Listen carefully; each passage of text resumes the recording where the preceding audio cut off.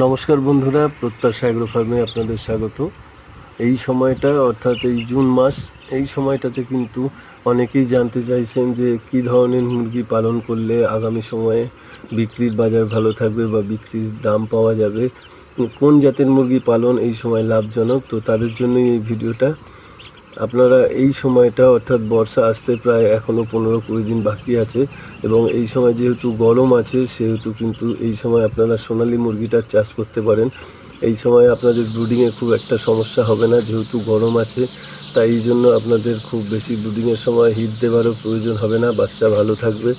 আপনারা যদি এই সোনালী মুরগিটা চাষ করেন, এই সোনালী মুরগির যেহেতু গ্রোথ ভালো হয়, ফলে আপনারা 70 থেকে 80 দিনে 1 কিলো প্লাস ওজন হয়ে যাবে।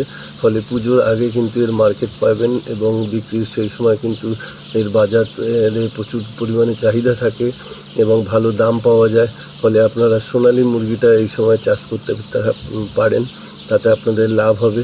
তো দেখতে থাকুন আমাদের ভিডিও, ভালো লাগলে লাইক এবং সাবস্ক্রাইব করবেন। প্রশ্ন থাকলে